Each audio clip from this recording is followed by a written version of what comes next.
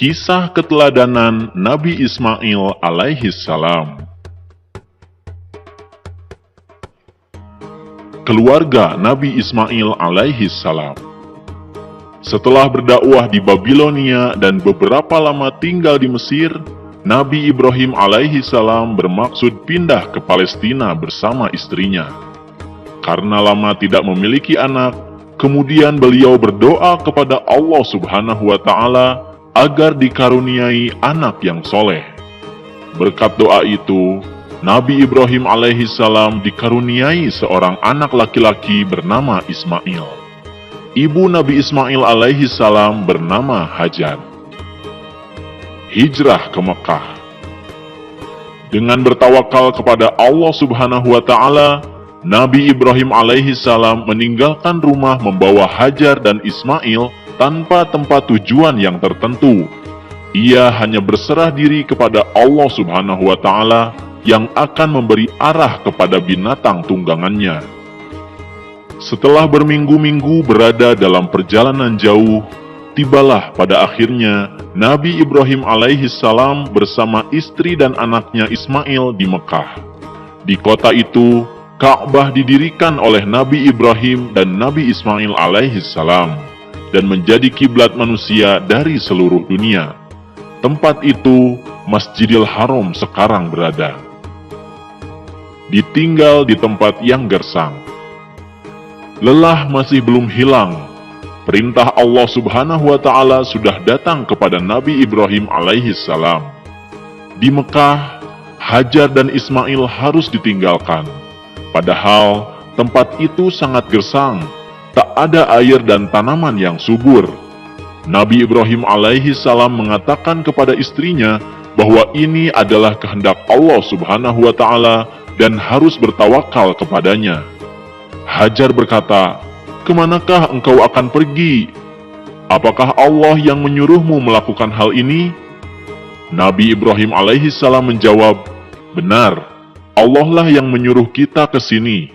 Percayalah, Allah Maha Penyayang tidak mungkin menelantarkan kalian." Munculnya air Zam-Zam. Hajar mematuhi perintah Ibrahim dengan sabar. Ia makan dari bekalnya dan minum dari air yang ditinggalkan Nabi Ibrahim alaihissalam sampai habis. Beberapa hari kemudian, persediaan bekal sudah habis.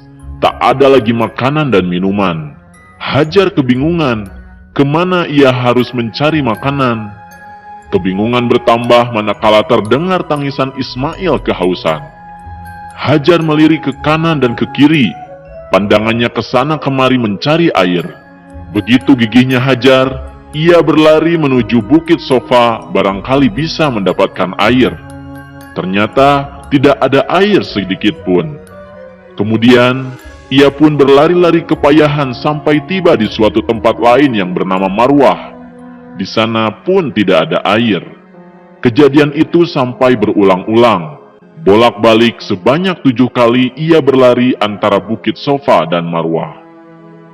Diriwayatkan bahwa Hajar berada dalam keadaan tidak berdaya dan hampir berputus asa. Namun pertolongan Allah Subhanahu wa Ta'ala datang kepadanya. Atas kekuasaan Allah Subhanahu wa Ta'ala, melalui malaikat Jibril, keluarlah mata air Zam-Zam. Air itu dapat memenuhi keperluannya sehari-hari. Pengorbanan Nabi Ismail alaihissalam. Nabi Ismail tumbuh menjadi anak yang tampan, santun, patuh dan taat pada perintah Allah, serta hormat kepada orang tuanya.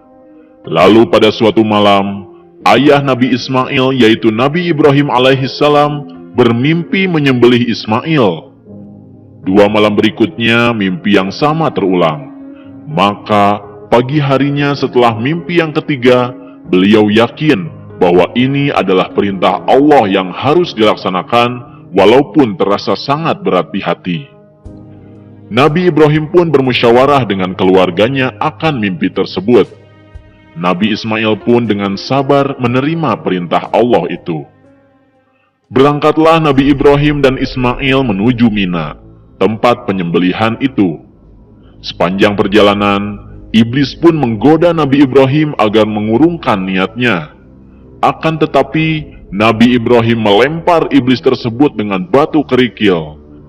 Tiba di tempat penyembelihan, Nabi Ibrahim pun bersiap mengayunkan golok yang tajam ke leher anaknya.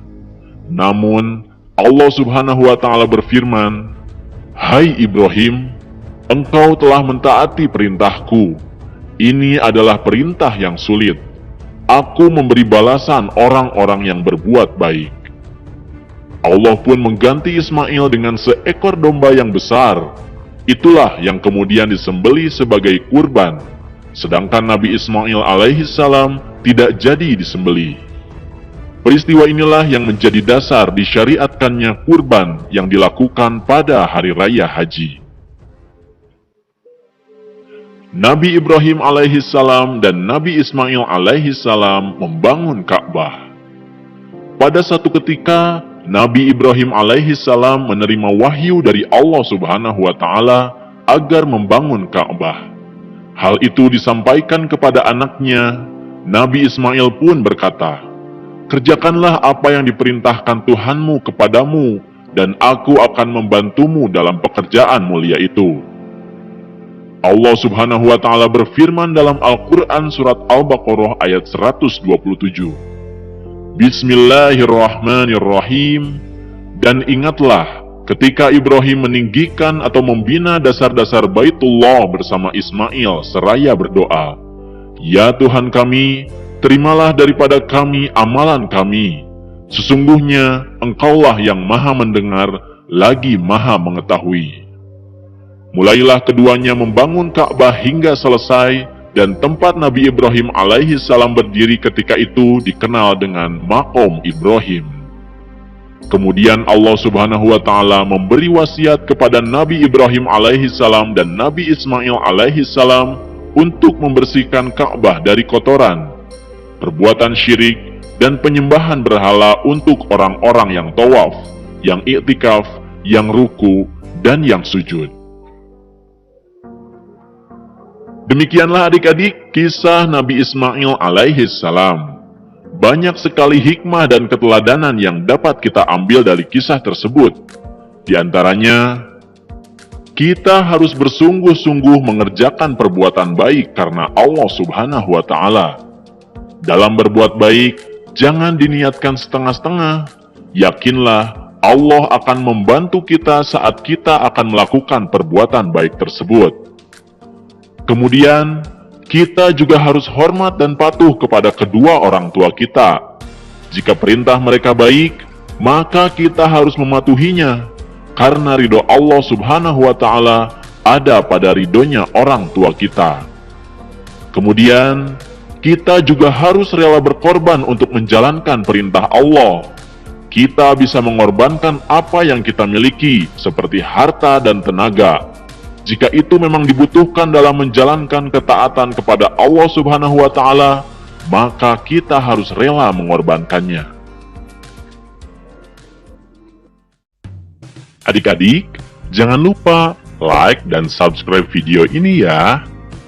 Kemudian, tonton video yang lainnya juga. Terima kasih.